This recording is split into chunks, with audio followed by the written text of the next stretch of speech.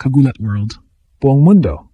Napawaw. Si Alexandra Ayala, ang Pinoy tennis icon, officially bagong mukha na ng Uniqlo matapos ang Milo era niya. Grabe ang leap from local pride to global ambassador. Isang teaser photo lang sa X ang kailangan para pasabugin ng internet. Si Alex naka-light blue pleated skirt, may Uniqlo wristband, hawak ang babolat racket, at boom, milyon agad ang views within hours. Nang i-announce ng brand na proud silang i-welcome ang bagong face ng Uniqlo, fans agad nag-speculate at confirmed nga si Alex yon. Mula sa pagiging Milo endorser na malapit sa puso ng mga Pinoy, ngayon kasama na siya sa global roster ng Uniqlo, same brand na ini-endorse ng tennis legends. Emotions ran high.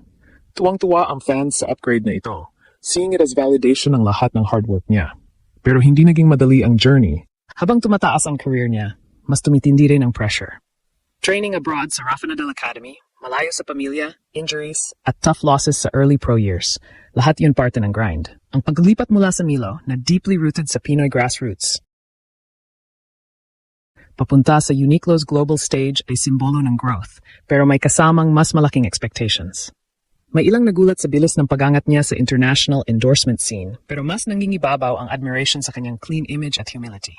Kahit sa heartbreak losses, patuloy siyang bumabangon at bawat viral moment, mas lalong pinapalakas ang brand niya. Sa Asia at sa buong mundo, ramdam ang impact ng partnership na ito. Maraming young girls ang na-inspire, Uniqlo stores posibleng dagsayin ng fans, at mas lalong napapansin ang Southeast Asian talent sa global sports landscape. Ito ang tunay na glow-up, mula underdog hanggang international ambassador. At para sa atin, solid Pinoy pride. Si Alex Dugong Pilipino, patuloy na ginagawang legacy ang bawat opportunity. Ano kaya ang susunod na campaign na magpapasabog? Isang bagay ang sigurado, lumalawak pa ang Ayala Empire. Buong mundo napawaw. Si Alexandra Ayala, ang pride ng Philippine tennis, ay siyang bagong mukha ng Uniqlo matapos ang matagumpay niyang chapter bilang Milo endorser. Isang teaser photo lang ang inilabas sa X. Si Alex naka-light blue pleated skirt, may Uniqlo wristband, hawak ang kanyang babolat racket, at agad itong nag-viral. Within hours, umabot sa milyon ng views at nag-trending ang pangalan niya.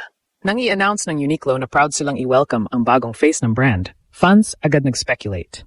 At nang makumpirma na si Alex nga yon, sumabog ang excitement online. Malaking leap ito sa career niya. Mula sa Milo, isang brand na deeply rooted sa Filipino childhood at grassroots sports, ngayon nasa global fashion sport platform na siya. Hindi lang ito simpleng endorsement deal. Simbolo ito ng transition niya mula local hero hanggang international ambassador. Uniqlo is known for partnering with world-class athletes at ngayon kabilang na si Alex sa lineup na yon. Para sa isang 20-year-old Filipina athlete, napakalaking validation ito ng kanyang hard work at steady rise sa WTA Tour. Emotions ran high sa fanbase niya. Marami ang nagsabing deserved niya ang upgrade na ito. Nakikita niya ito bilang patunay na hindi lang siya racing tennis star, kundi marketable global personality. May kakaibang blend si Alex ng athletic excellence at clean, wholesome image. Bagay na bagay sa minimalist at disciplined branding ng Uniqlo. Wala siyang controversies, focus siya sa craft niya, at laging grounded sa interviews. Kaya hindi na nakapagtataka kung bakit siya pinili bilang bagong mukha. Pero sa likod ng glamour, hindi naging madali ang daan papunta rito. Training abroad sa Rafa Nadal Academy sa Spain, malayo sa pamilya, constant travel, jet lag, injuries, at heartbreak losses sa early pro years. Lahat yung parte ng grind. Habang umaangat ang ranking niya, tumataas din ang expectations. Ang paglipat mula Milo patungong Uniqlo ay simbolo ng growth, pero may kasamang mas malaking pressure. Iba ang global stage. Mas malaki ang spotlight, mas maraming mata ang nakatingin, at mas mataas ang standards. May ilang observers na nagulat sa bilis ng pag-angat niya sa international endorsement scene, lalo na't bata pa siya. Pero kung susuriin ang trajectory niya, mula junior Grand Slam champion hanggang sa pagiging top 31 sa mundo, malinaw na strategic at well-earned ang bawat hakbang. Hindi ito overnight hype. Ito ay produkto ng consistency, discipline, at smart career management. Ang Uniqlo deal ay hindi lang fashion moment. Isa itong statement na si Alexandra Ayala ay hindi na lang tennis player. Isa na siyang global sports figure. At kung ito ang simula ng bagong era niya off-court, mas lalo pang magiging exciting ang mga susunod na kabanata ng kanyang. Habang tuluyang inilulunsad ang Uniqlo partnership ni Alexandra Ayala, mas lalong lumalawak ang kanyang global impact. Hindi lang tennis fans ang nakapansin, pati fashion enthusiasts, brand analysts at sports communities sa Asia ay nakatutok. Ang pag-sign niya sa isang globally recognized brand ay malinaw na indikasyon na tumatawid na siya sa mas malawak na audience. Hindi na lang siya athlete, isa na siyang cultural figure. Sa Asia, ramdam agad ang buzz. Maraming young girls ang na-inspire makita ang isang Filipina na hindi lang competitive sa court, kundi visible din sa international campaigns. Ang representation matters. At ang makita si Alex sa global ads ay nagbibigay ng bagong narrative para sa Southeast Asian athletes. Hindi na lang tayo background players, may mukha na ang rehiyon sa world stage. Pero kasabay ng global exposure ay ang mas mabigat na expectations.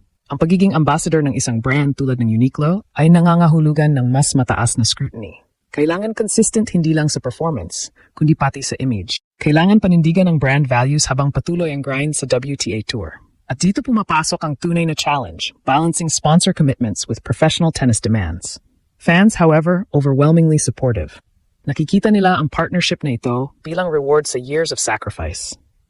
From homesickness to injury recoveries mula heartbreak losses hanggang breakthrough wins, bawat chapter ay nag-build up sa moment na ito. Maraming nagsasabing perfect match ang Alex at Uniqlo dahil pareho silang clean, disciplined at quietly powerful ang branding. Commercially, malaki rin ang potential impact. Posibleng tumaas ang Uniqlo sales sa Philippines at Southeast Asia, lalo na kung maglabas ng collections na may connection kay Alex. Brands competing for rising global stars now see the value in Southeast Asian markets. At si Alex ang naging bridge sa opportunity na iyon. Sa huli, ang endorsement na ito ay hindi lang tungkol sa fashion o marketing. Ito ay simbolo ng evolution niya.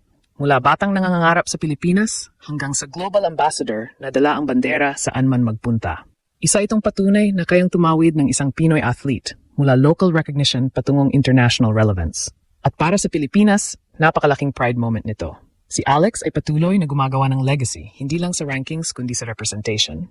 Habang patuloy siyang nangangarap ng Grand Slam titles at mas mataas na WTA milestones, sabay din lumalawak ang impluensya niya sa labas ng court. Kung ito ang bagong simula ng kanyang off-court empire, malinaw na mas marami pang doors ang bubukas. Ang Ala era, mas lumalaki pa. Sa kabuuan, ang pagiging bagong mukha ni Alexandra Ala ng Uniqlo ay higit pa sa isang endorsement deal. Isa itong simbolo ng kanyang tuloy-tuloy at unstoppable rise sa global stage. Mula sa pagiging Milo endorser na malapit sa puso ng mga Pilipino hanggang sa pagpasok sa international roster ng isang world-renowned brand, malinaw ang evolution niya bilang atleta at bilang personalidad. Hindi lang ito upgrade sa brand portfolio niya. Validation ito ng lahat ng sakripisyo, training at resilience na ipinakita niya sa loob at labas ng court. Kasabay ng pagangat ng kanyang WTA ranking, lumalawak din ang impluensya niya sa mas malaking audience. Siya ngayon ay hindi lang tennis player kundi role model, cultural representative at inspirasyon sa kabataang nangangarap, lalo na sa Southeast Asia. May pressure at mas matinding expectations, pero pinapatunayan ni Alex na kaya niyang dalhin ang spotlight ng may grace at maturity. Sa huli, ang Uniqlo partnership ay patunay na ang dugong Pinoy kayang tumawid mula local roots hanggang global recognition.